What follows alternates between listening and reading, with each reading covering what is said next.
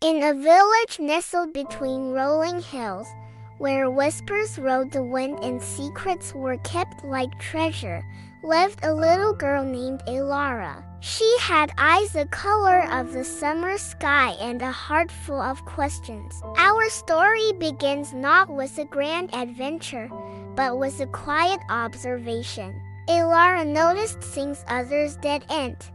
The way the river seemed to sigh a little sadder each day, how the once vibrant flowers in the meadow began to droop their heads in sorrow. The village elders spoke of a curse, a shadow that had fallen over their land, but their words felt hollow, like echoes in an empty well. They said the shadow was a punishment from the mountain spirit for their dwindling faith. One afternoon, while chasing a butterfly with wings like stained glass, Elara followed it farther than ever before, to the edge of the forbidden woods. A strange metallic scent hung in the air, a smell that didn't belong with the pines and damp earth. Pushing aside a curtain of ferns, she saw it.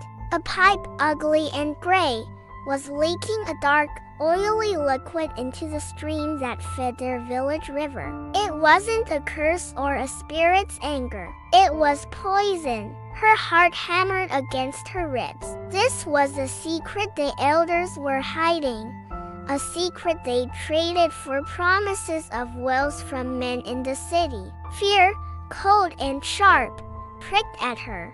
To speak out meant defying everyone, challenging the very foundation of their peaceful life. That night, sleep wouldn't come. The faces of her friends, the worried eyes of her parents, the wilting flowers, they all paraded through her mind. Was it braver to stay silent and safe, or to speak the truth and risk everything? She remembered her grandmother's words, a soft melody from long ago. The smallest seed of truth is stronger than the largest forest of lies. In the quiet darkness of her room, a decision took root.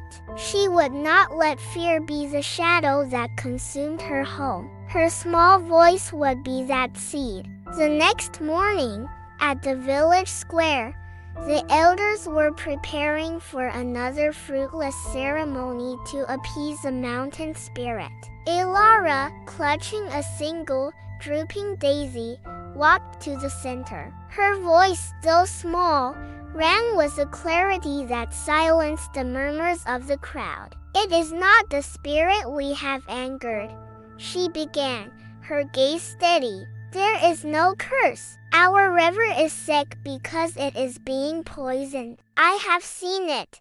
Gasps rippled through the villagers. The elders' faces hardened. They called her a foolish child, a teller of tall tales. They tried to dismiss her, to drown her words in their authority. But Elara stood her ground, her simple truth shining brighter than their complex deceptions. Inspired by her courage, a few other children stepped forward. "We've smelled it too," one said. "The fish are gone," added another. Slowly, tentatively, the adults began to listen. Doubt crept into their expressions, replacing years of blind trust. Led by Elara, a small group journeyed to the woods. When they saw the pipe and the black sludge seeping into their lifeblood, a wave of collective shame and anger washed over them. The lie was broken. The truth, raw and undeniable, was out.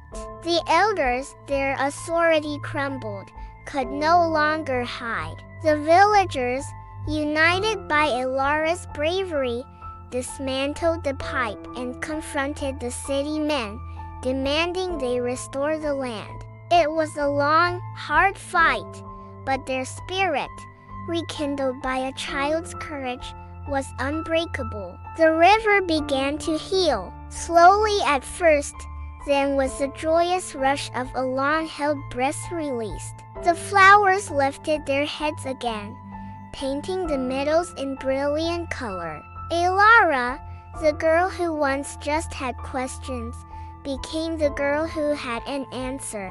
That truth, spoken with courage, has a power to bring a dying world back to life. She taught her village, and all of us, that no voice is too small to make a difference, and that the bravest thing you can ever be is honest. Thank you for watching. If her story moved you, please consider subscribing for more tales of courage and hope.